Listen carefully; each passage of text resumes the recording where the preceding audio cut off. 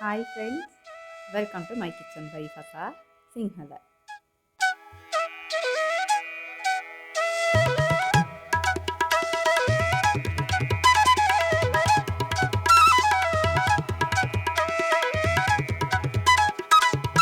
හැමෝම හොඳින් ඉන්නවා කියලා හිතනවා.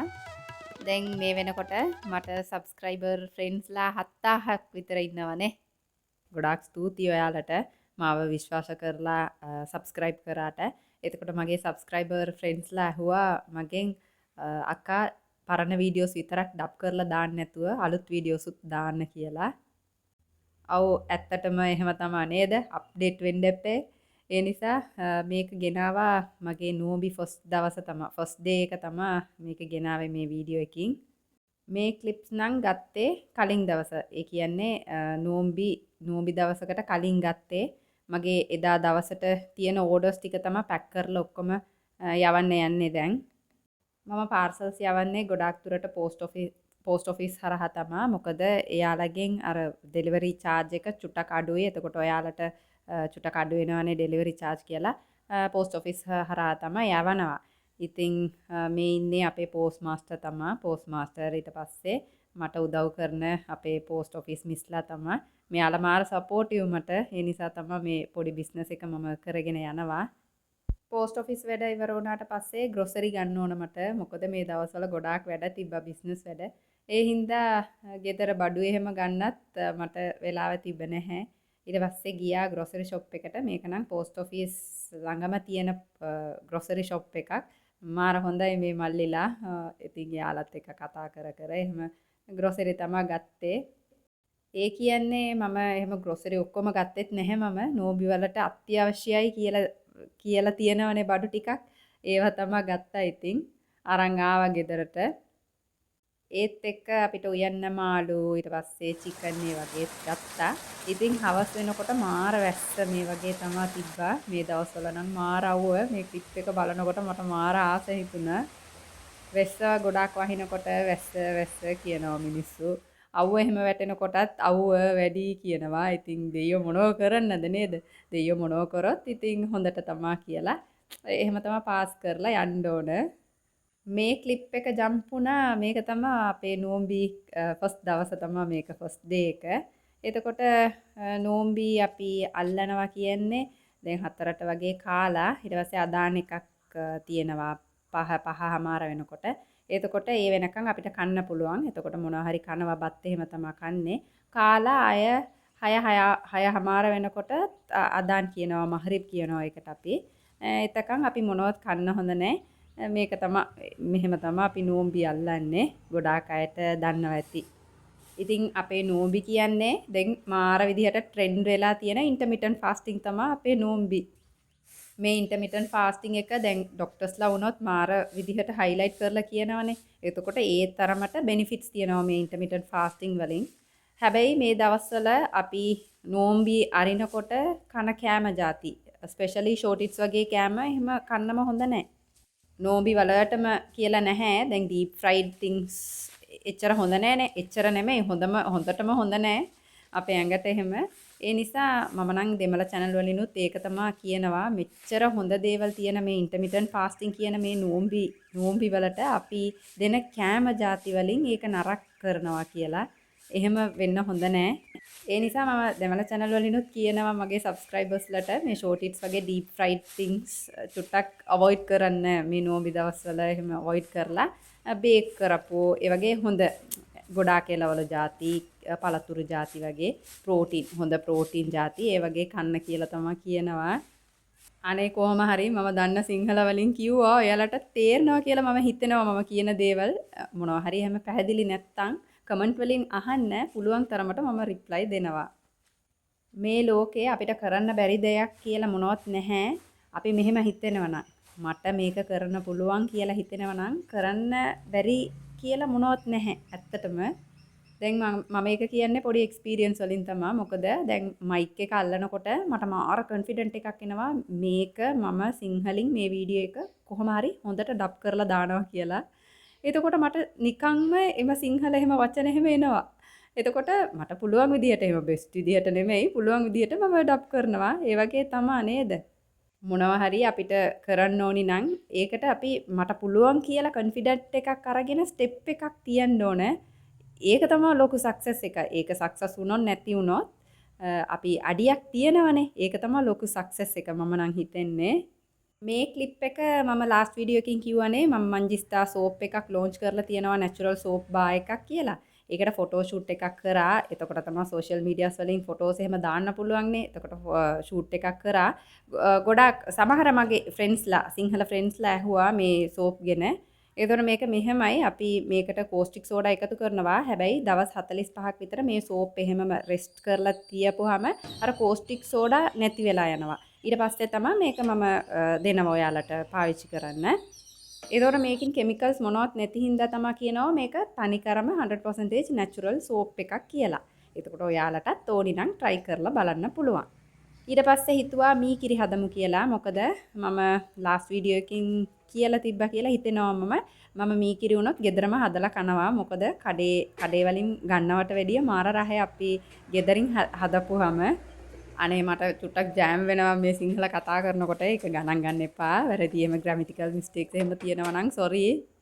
මේ මී කිරි හදන්න නම් මම රෙසිපි එක ෂෙයා කරලා තියෙනවා. දැන් මෙහෙම යා කිරි ගන්නකොට චුට්ටක් උප්පු පදමට තියෙන කිරි තමයි ගන්න ඕන. තික් කිරි තමයි ගන්න ඕන.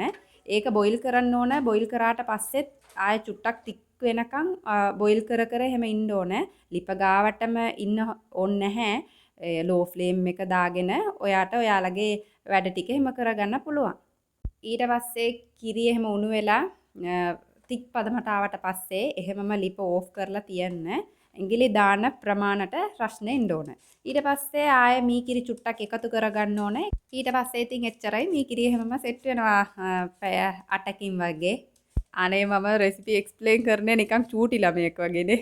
මොන හරි තිබ්බොත් ඉතින් සමා වෙන්න ඉතින් මොන හරි වැරදි තිබ්බොත් ඊට පස්සේ මොනවද කරේ මම මේක ගෙනාවා වතුර ගෙනාවා චූටි කාලේ නම් අපි ලිඳේ තමයි වතුර ගේනවා හැබැයි කලයක් අරගෙන ගිහිල්ලා තමයි මේ වතුර ගේනවා ඒක මාර ගානකුත් නැහැ ඒ වැඩ අපිට ඉස්සර දැන් නම් කලයක් එහෙම උස්සන්න නිකන් හුරු නෑ වගේ අන්කම්ෆර්ටබල් වගේ මට ෆීල් වෙනවා මොකද දැන් ඒ පුරුද්ද නෑනේ හැබැයි මම හිතුවා මේ කලයක් ගන්න ඕන කියලා. මොකද ඒ දවස්වල කලයක් එහෙම පාවිච්චි කරනවා නිසා වෙන්න ඇති.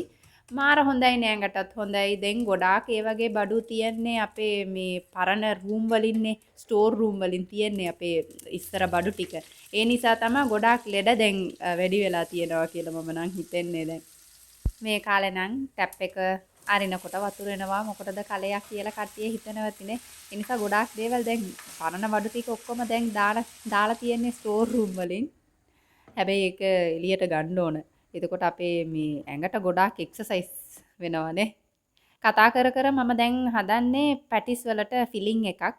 අද හිතුවා බේක්ඩ් පැටිස් ටිකක් හදමු කියලා. මේ ෆිලිං රෙසිපි එක චුට්ටක් වෙනස්. මොකද අපි මේ වගේ මේ පැටිස් ඒ වගේ ෂෝටිට්ස් වලට ෆිලිං හදනකොට අල තම්බලා ඊට පස්සේ මෑෂ් කරලානේ දාන්නේ. එහෙම නැතුව දැන් අල ටික චූටියට කපලා මේ වගේ තෙලට දාලා ඒකට කහ කුඩුයි ලුණුයි දාලා වතුර චූට්ටක් දාලා තම්බලා තියලා ඊට පස්සේ කුක් වුණාට පස්සේ මෑෂ් කරලා ඊට පස්සේ මේ ලීක්ස් නැත්නම් සැමන් ඒ වගේ මොනවා හරි දැම්මනම් මාර රහයි මේකට මසාලා කියලා ගම් මිරිස් ඊට පස්සේ කෑලි මිරිස් පාවිච්චි කරන්න බොහෝ මාර රහයි ඕනි නම් try කරලා බලන්න මොකද මාත් ඉස්සර එහෙම තමයි අල තම්බලා ඒ වගේ තමයි ෂෝටිට් ෆිලිං හදන්නේ ඒවට වැඩිය මේක මාර රහයි වැඩත් ඊසි වගේ ඒ නිසා තමයි මේක ෂෙයා කරමු කියලා හිතුවා මේ බේක් පැටිස් හදන්න පිටිවලට චුට්ටක් බටර් එකතු කරගන්න ඕන ලුණු එකතු කරගන්න ඕන එච්චරයි මේක චුට්ටක් ටයිට් විදිහට නීඩ් කරලා 15 මිනිත්ස් වගේ එහෙම තියලා ඊට පස්සේ පැටිස් හදන්න පුළුවන් දැන් ෆ්‍රයි කරනවා නම් පැටිස් එහෙම ඒකටත් එහෙම තමයි ඩෝ එක චුට්ටක් ටයිට් විදිහට තමයි තියන්න ඕන ලූස් පදමට ඔයාලා නීඩ් කරලා තිබ්බොත් අර ක්‍රිස්පි ගතිය නැති වෙනවා මේ පැටිස් එකකින් try කරලා බලන්න පුළුවන් නම් මම පැටිස් එකට කියලා වෙන රෙසිපි එකක් ඕනි නම් මම මේ ෂෙයා කරන්නම් මොකද මගේ පැටිස් මාර හොඳයි ක්‍රිස්පි විදියට තියෙනවා මගේ ගෙදර කට්ටියත් කියනවා පුළුවන් නම් ඉන්ෂාල්ලා අනිවාර්යයෙන්ම ෂෙයා කරන්න. මේ කිරි process එක නම් මම කියවනේ කොහොමද හදන්නේ කියලා ඕනි නම් හදලා බලන්න මේ වගේ තික්පදමට ආවට පස්සේ ඇඟිලි දාන්න ප්‍රමාණයට රස්න එන්න ඕන. ඊට පස්සේ තමයි මීකිරි ටිකක් එකතු කරගන්න ඕන. මං ළඟ චුට්ටක් වැඩිපුර තිබ්බා මීකිරි. ඒ ඔක්කොම මම දැම්මා. ඔයාලට මේ දානවා නම් ස්පූන් 2-3ක් විතර ඇති. ගොඩාක් ඕනේ නැහැ. හැබැයි ඔයාලා ගන්නකොට අර මැටි වලින් තියෙන කර්ඩ් එක ගත්තොත් හොඳට සෙට් වෙනවා කිරි. මම ෆ්ලෝ එකකින් එහෙම කතා කර කර ඉන්නකොට මට එකපාරට එහෙම අමතක වෙනවා සිංහල වචන ටිකක්. ඒක තමයි මේ පැටලෙනවා චුට්ටක්. සෝරි දැන් ඔයාලා හැබැයි මීකිරි හදනකොට පැය 8ක් විතර මෙයාව ඩිස්ටර්බ් කරන්නේ නැතුව එහෙමම තියන්න ඕනේ. එතකොට තමයි හොඳට එහෙම සෙට් වෙනවා මීකිරි ටික. ඊට පස්සේ නෝම්බි අරින්න ෆලූඩා එකක් හැදුවා. ඊට පස්සේ ප්‍රේ කරන්න ඕන. නෝම්බි වලින් අපි කරන්න ඕන දේවල් ඒක තමයි. ගොඩාක් ප්‍රේ කරන්න ඕන, කුරුවන් රීඩ් කරන්න ඕන, හොඳ දේවල් කරන්න ඕන, හොඳ දේවල් අහන්න ඕන. ඒ වගේ තමයි ඉතින් කැම වලට එච්චර එහෙම ඉම්පෝටන්ට්ස් දෙනවට වැඩිය අපි මේවා තමයි කරන්න ඕනේ. ඉතින් මිනිස්සුන්ට හොඳ දේවල් කරන්න ඕන. දුප්පත් අයට ගොඩාක් උදව් කරන්න ඕන. ඒ වගේ දේවල් තමයි අපේ ආගමේ කියලා තියෙනවා. මොන රිලිජන් වුණොත් මට නම් මාර ආසයි ඒකින් තියෙන දේවල් ඉගෙන ගන්න. මොකද රිලිජන් මොන වුණත් ඒකින් කියලා තියෙන්නේ හොඳ දේවල් විතරයි. නරක දේවල් මොනවත් නැහැ. ඒ නිසා අපි ඒ රිලිජන් වලින් ඒ අඩුපාඩු තියෙනවා, මේ අඩුපාඩු තියෙනවා, ඒ වගේ කතා කරන්නේ නැතුව ඒ වලින් තියෙන හොඳ දේවල් ගත්තොත් අපේ ජීවිතයට ගොඩාක් හොඳයි මේක. මම නම් කියන්නේ ලැන්ග්වේජ් කියන එක මාර පවර්ෆුල් වෙපන් එකක් වගේ. ඒ කියන්නේ දැන් මම සිංහල දන්නවා නම්, ඔයාලා දෙමළ දන්නවා නම්, මගේ රිලිජන් ගැන ඔයාලට දැනගන්න පුළුවන්. ඔයාලගේ කල්චර්ස් රිලිජන් ගැන මට දැනගන්න පුළුවන්, ෂෙයා කරගන්න පුළුවන්. එතකොට ඒ වගේ ලොකු කනෙක්ෂන් එකක් එනවනේ. එතකොට මේ තියෙන ගොඩාක් ප්‍රශ්න නැති වෙනවා. ඒ නිසා තමයි මම නම් කියන්නේ ලැන්ග්වේජ් එකට වෙපන් එකක් කියලා. මට නම් මාර ආසයි අනිත් අයගේ කල්චර්ස් එහෙම දැනගන්න, යාළුවත් එක්ක එහෙම එකතු වෙලා ඒක බලන්න, ඒ වගේ දේවල් වලට මාර ආසයි. ඒ වගේ ඔයාලටත් අපේ රිලිජන් ගැන කල්චර් ගැන මොනවා හරි ඕනි නම් අහන්න මම රිප්ලයි එකක් දෙන්න. ඊට පස්සේ කතා කර කර පැටිස් එක හැදුවා. මේ පැටිස් හදනවා වගේ හදලා උඩ චුට්ටක් අර මිල්ක් වොෂ් එකක් දාගන්න ඕන නැත්නම් එග් වොෂ් එක. ඊට පස්සේ මේකට ප්‍රමාණ මේ රස්න එහෙම අවන් එකකින් තියන්න ඕනේ නැහැ. රන්වන් පාට කියනවනේ golden brown color කියලා. ඒත්තකන් ඔයාලට අර මීඩියම් ෆ්ලේම් එකකින් බේක් කරලා ගන්න පුළුවන්. එච්චරයි ඉතින්.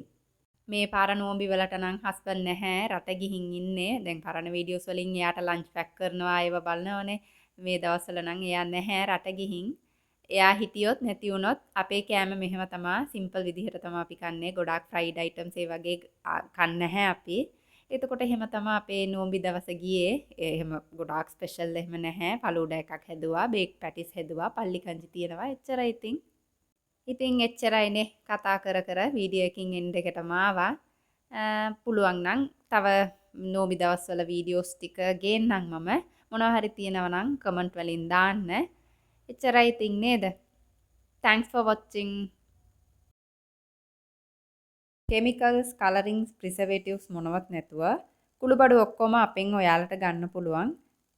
ඒත් එක්ක අපේ හෙල්ත් මික්ස් එක රාගි මික්ස් කියන ස්ප්‍රවුටඩ් පැලවුණු කුරක්කන් මික්ස් එකක් තියෙනවා, බනානා මික්ස් එකක් තියෙනවා. ඊට අමතරව ඔයාලට බිරියානි මික්ස් ඒ වගේ ඔක්කොම කුළුබඩු ගන්න පුළුවන්. අපේ ප්‍රොඩක්ට්ස් වලින් හයි ඩිමාන්ඩඩ් ප්‍රොඩක්ට් විදිහට යන්නේ අපේ hair oil එක. ඒකත් ඔයාලට ගන්න පුළුවන්. ඒත් එක්ක අපි 100% natural soap bar එකක් ලොන්ච් කරලා තියෙනවා. ඒ ඔක්කොම මේ නම්බර් එකට WhatsApp කරලා ඔයාලට ඕඩර් එකක් දාගන්න පුළුවන්.